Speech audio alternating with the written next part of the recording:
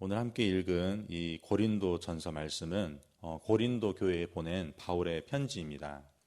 당시 고린도 교회에서 일어나는 여러 문제들에 대해서 답을 주고 문제를 해결하는 길은 오직 십자가의 도를 힘입어 그 사랑의 능력을 갖춤으로써 그 문제들에 맞서고 또 대항하고 또 사랑함으로써 해결할 수 있다는 것들을 언급하고 있습니다. 이 신앙의 능력은 오직 그 사랑의 능력으로 행해진다는 것입니다. 고린도전서는 오늘날의 많은 교회들에게 있을 수밖에 없는 문제들을 그 사랑의 원리로 접근하면서 우리에게 그 해결의 실마리를 제공하고 있습니다. 오늘 함께 읽은 이 13장은 사랑장으로 불리는 말씀입니다. 그리고 이 13장은 그리스도인들뿐만 아니라 정말 많은 사람들이 한 번쯤은 들어보고 읽어봤을 만큼 잘 알려진 그 성경의 장 중에 하나입니다. 가정 안에서 그리고 부부 사이에서 이 사랑장을 보면서 나도 이렇게 한번 살아봐야겠다 하면서 읽으신 분들이 정말 많을 것입니다. 바울은 앞선 12장에서 성령의 은사를 소개하고 마지막 절에서 너희에게 가장 좋은 길을 보인다고 하면서 이 13장의 그 사랑장을 소개하고 있습니다. 이 13장의 1절부터 3절까지는 사랑은 그 어떤 것보다 어떤 은사보다도 절대적임을 이야기합니다. 그리고 4절부터 8절까지는 그 사랑의 속성을 아름답게 묘사하고 있습니다. 그리고 다음 9절부터는 사랑을 성령의 다른 은사와 또 비교하면서 사랑의 영원성을 강조하고 있는 것입니다. 사랑은 하나님의 속성이고 인격입니다. 그리고 하나님께서 우리에게 하신 일을 그 사랑이라는 두 글자로 표현할 수 있습니다. 사랑의 주체는 하나님이십니다. 그러므로 그 사랑을 받는 대상의 조건이나 상황이나 반응에 그 사랑이 변하거나 의존되지 않는다는 것입니다. 구약의 이스라엘 백성들이 택함받은 것은 그들이 자격을 갖추거나 또한 열심을 다해 하나님을 따르기로 한 그 의지와 결과가 아닙니다. 전적으로 하나님께서 그들을 주도적으로 그리고 일방적으로 사랑하셨기 때문에 가능했다는 것입니다. 신약 성경에서는 하나님이 그 사랑을 더욱 풍성하고 그리고 극명하게 드러내고 있습니다. 이스라엘을 택한 하나님의 사랑은 이웃에 대한 사랑에까지 구체적으로 나아가고 드러나게 됩니다. 하나님의 사랑은 유대인에게만 한정된 것이 아니라 이방인들과 약자들에게까지 나아가고 그들의 인생 가운데 하나님께서는 그리스도인들을 사용하셔서 구제와 봉사와 섬김 그리고 선교로 다가가시고 그 사랑을 드러내신다고 하는 것입니다. 유대인이었던 바울 역시 예수님을 인격적으로 만난 이후 하나님에 의하여 이방인들에게 사랑을 전하는 도구로 사용되어집니다. 바울은 그의 서신과 또 사도행전에서의 행적을 보면 매우 담대한 성격의 그 소유자로 보여집니다. 전도 여행 중에 박해를 받았음에도 계속해서 복음을 전하는 삶을 그는 계속 살아갔고 우리는 그의 행적을 볼 수 있다는 것입니다. 그런 바울에게도 어려움이 생겼습니다. 고린도전서 2장 3절에서 보면 내가 너희 가운데 거할 때 약하고 두려워 심히 떨었노라라고 고백할 만큼 바울이 고린도에 거할 때 그 두려움과 그 떨림은 정말 그가 고백할 정도로 어마어마했다는 것을 이야기하고 있습니다.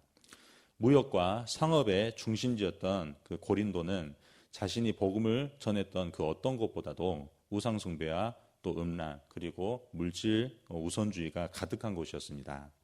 더 이상 복음을 전하기 어렵다고 한 그곳에서 그는 놀랍게도 1년 6개월 동안 그 고린도 지역과 교회들을 섬기면서 복음을 전했습니다. 하나님께서 그 어려움 가운데 있던 바울을 그냥 두지 아니하시고 그를 섬길 사람들을 바로 만나게 하셨다는 것입니다. 이 고린도에서 우리는 그가 브리스길라와 아굴라 부부를 만난 것을 우리는 알 수 있습니다. 사도행전 18장 1절에서는 그 행적이 이렇게 기록되어 있습니다. 그 후에 바울이 아덴을 떠나 고린도에 이르러 아굴라라 하는 본도에서 난 유대인 한 사람을 만나니 글라우디오가 모든 유대인을 명하여 로마에서 떠나게 한 고로 그가 그 안에 브리스길라와 함께 이달리아로부터 새로 온지라. 바울이 그들에게 가매 생업을 같이 했으므로 함께 살며 일을 하니 그 생업은 천막 만드는 것이더라. 유대인이었던 아굴라와 그의 아내 브리스길라는 예수님을 영접한 그리스도인이었습니다. 그곳에서 그 그리스도인으로서의 생활을 했음에도 불구하고 로마의 핍박으로 그들은 자신들이 가진 모든 것을 이렇게 내려놓은 채로 추방을 당할 수밖에 없었습니다. 그런 환난과 핍박이 있었음에도 불구하고 그 브리스길라와 아굴라는 그들이 옮긴 그 거처인 고린도에서 여전히 생업인 천막 짓는 일에 종사하면서 계속해서 믿음 생활을 하였다는 것입니다. 그리고 하나님께서는 놀랍게도 그 바울을 그들 부부를 만남으로 계속해서 다시 한번 말씀에 대해서 힘을 얻고 그 부부에 대해서 또 계속해서 섬김과 또 사랑을 받고 다시 한번 그곳에서도 복음을 전할 수 있는 그 만남의 축복을 하나님께서는 허락해 주셨다는 것입니다.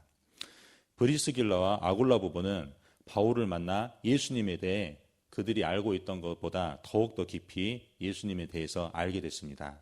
그리고 신실한 바울의 동역자로 살아가게 되었습니다.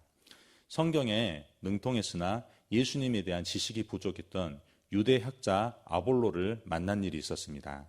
그런 그에게 유대인에 대해서 그리고 요한이 준 세례에 대해서밖에 몰랐던 그 유대 학자 아볼로에게도 바울에게 배웠던 그 예수님에 대한 지식을 그리고 예수님에 대한 도를 그 아볼로에게 전할 수 있었고, 아볼로는 그 사도 바울이 언급할 만큼 정말로 그 지식이 뛰어나고 예수님에 대해서도 복음을 명철하게 전하는 그 그리스도인으로 또 소개가 될 정도로 말씀에 충만한 그 부부가 그 하나님의 은혜와 사랑으로 말미암아 누군가를 또 세우는 데 쓰임을 받게 됐다는 것입니다. 또한 그 부부는 자신의 집을 그리스도인들이 모일 수 있는 장소로 내어주었고 많은 이방 교회를 세우는 등 초대교회 평신도 부부로서 평생을 전도 사역에 그 삶을 바치게 되었다는 것입니다. 바울과 브리스길라, 아굴라 그 두 부부는 하나님의 사랑에 힘입어서 그 모든 일을 행했다는 것입니다. 그 사랑 가운데 있어서 하나님이 하신 일들을 기억하면서 어려운 가운데서도 오늘을 살아가는 그 힘을 갖출 수 있었다는 것입니다. 하나님께서 하신 일들을 기억할 때 비로소 오늘을 사는 힘을 가질 수가 있습니다.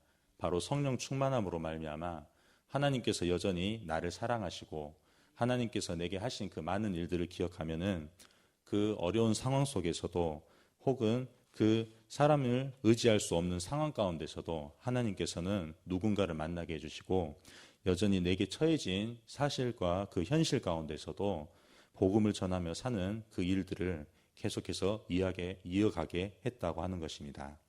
우리에게는 한계가 많습니다. 그러나 어떠한 은사 중에서도 가장 뛰어난 그리고 바울이 극찬한 고린도전서 12장 31절 말씀을 보면 너희는 더욱 큰 은사를 사모하라.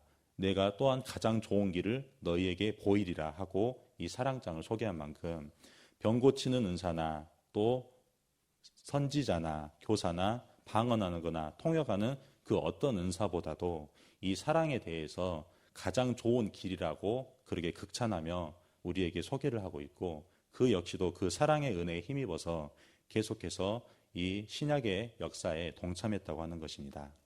우리에게 가장 좋은 길이 바로 예수님이십니다. 그리고 그 예수님은 하나님의 아들이시자 우리를 향한 하나님의 그 사랑을 증명하는 바로 하나님의 아들이라는 것이죠. 십자가에서 그 사랑을 극명하게 바라볼 수 있습니다. 하나님이 행하신 그 인내와 그 용서의 그 두 가지 일들을 예수님께서는 십자가에 못 박히시고 우리에게 보이셨다는 것입니다. 고난 가운데에서도 그 십자가의 고통을 그 십자가에 내려오지 않음으로써 계속해서 그 일을 인내하면서 하셨고 죽어가는 그 순간에도 우리를 향한 그 용서의 그 역사를 포기하지 않으셨기 때문에 하나님께서 우리를 얼마나 사랑하시는지를 우리는 지금 이 순간에도 예수님을 믿음으로 말미암아 느낄 수 있다고 하는 것입니다. 우리 가운데 많은 삶의 순간들과 또 많은 만남들이 있습니다. 그 가운데서도 우리가 계속해서 놓지 말아야 될 것들은 우리의 현실 문제를 해결하기 위해서 이 고린도전서 13장 이전에 바울이 열거했던 그 많은 은사들을 우리는 마땅히 구할 수도 있고 또 구하면서 살아갈 수 있지만은 그 이전에 앞서서 우리에게 가장 좋은 길, 그 사랑의 길을 우리에게 내어주신 그 예수님을 믿음으로 말미암아 우리가 다시 한번 하나님의 사랑에 힘입어서 나를 사랑하지도 못했던 그 순간에도 다른 사람들의 그 연약함 앞에서도 낙심치 아니하고 다시 한번 예수 믿는 사람으로 살아갈 수 있다는 것을 오늘 이 13장을 통해서 우리에게 말씀해 주시고 있습니다. 오늘 함께 읽은 본문을 제가 메시지 성경으로 읽고 마치도록 하겠습니다. 내가 사람의 유창한 말과 천사의 황홀한 말을 해도 사랑하지 않으면 나는 녹슨문에서 나는 삐걱거리는 소리에 지나지 않습니다. 내가 하나님의 말씀을 힘차게 전하고 그분의 모든 비밀을 드러내고 모든 것을 대낮처럼 환히 밝혀도 또 내가 산에게 뛰어올라라 명하면 산이 그대로 뛰어오를 만큼의 믿음을 지니고 있어도 사랑하지 않으면 나는 아무것도 아닙니다. 내가 가진 모든 재산을 사람들에게 나누어 주고 순교자처럼 불살라질 각오를 하더라도 사랑하지 않으면 아무 소용이 없습니다. 내가 무엇을 말하고 무엇을 믿고 무슨 일을 하든지 사랑이 없으면 나는 파산한 사람이나 다름없습니다. 사랑은 절대로 포기하지 않습니다. 사랑은 자기보다 다른 사람에게 더 마음을 씁니다. 사랑은 자기가 갖지 못한 것을 바라지 않습니다. 사랑은 뽐내지 않으며 자만하지 않으며 다른 사람에게 자신을 강요하지 않으며 내가 먼저야라고 말하지 않으며 화내지 않으며 다른 사람의 죄를 꼬치꼬치 따지지 않으며 다른 사람이 비굴하게 굴 때 즐거워하지 않으며 진리가 꽃피는 것을 보고 기뻐하며 무슨 일이든지 참으며 하나님을 늘 신뢰하며 언제나 최선을 구하며 뒷걸음질하지 않으며 끝까지 견딥니다. 사랑은 절대로 사라지지 않습니다. 제 아무리 영감 넘치는 말도 언젠가는 사라지고 방언으로 기도하는 것도 그칠 것입니다. 이해력도 한계에 이르게 될 것입니다. 진리의 한 부분만 아는 우리가 하나님에 대해 말하는 것은 언제나 불완전합니다. 그러나 완전하신 그분이 오시면 우리의 불완전한 것들을 없애주실 것입니다. 내가 어머니의 품에 안긴 젖먹이였을 때에는 젖먹이처럼 옹알거렸지만 다 자라서는 그러한 어린아이의 짓을 영원히 버렸습니다. 우리는 아직 모든 것을 분명하게 보지 못합니다. 우리는 안개 한가운데서 눈을 가늘게 뜨고 그 속을 들여다봅니다. 그러나 머지않아 날이 맑게 개고 태양이 환히 빛날 것입니다. 그때가 되면 우리는 모든 것을 볼 것입니다. 하나님께서 우리를 보시는 것과 같이 모든 것을 또렷하게 보고 하나님께서 우리를 아시는 것과 같이 그분을 직접 알게 될 것입니다. 그러나 그 완전함에 이르기까지 우리는 다음 세 가지를 행함으로 완성을 향해 나가야 됩니다. 하나님을 꾸준히 신뢰하십시오. 흔들림 없이 소망하십시오. 아낌없이 사랑하십시오. 이 세 가지 가운데 으뜸은 사랑입니다. 아멘. 이 사랑의 축복이 가정생활과 부부생활 그리고 모든 관계들 가운데 함께 하시기를 주님의 이름으로 축원합니다. 아멘. 우리 함께 기도하시겠습니다. 오늘 새벽에 주신 말씀을 묵상하면서 기도하시겠습니다. 성도님들의 가정과 직장을 위해 대한청년부를 위해 기도하시겠습니다. 학업과 직장, 이성에서 복음을 경험하도록 대학 청년부 한 명 한 명을 위해서 기도하시겠습니다. 모교 합심기도회를 위해서 기도할 때 교회와 성도들을 위해 기도하는 이 합심기도회에서 문제보다 크신 주님께 집중하는 역사가 있게 해달라고 기도할 수 있습니다. 샤인 코스를 위해서 기도할 때 게스트와 섬김을 위해서 그리고 다가오는 토요일에 성령 수양회를 위해서도 기도해 주시기 바랍니다. 담임 목사님의 건강과 성령 충만, 사모님과 자녀들을 위해서 성령님의 인도하심을 따라 하나님께서 주신 말씀이 주인되어 교회를 이끄시게 해달라고 기도하시겠습니다. 대통령과 나라와 민족을 위해서 해외 선교하시는 조학현 선교사님 캄보디아에서 사역하십니다. 광신대학교를 위해서 기도할 때 시설 관리자들에게 지혜와 체력을 주셔서 시설이 잘 관리되어지도록 함께 기도하시겠습니다.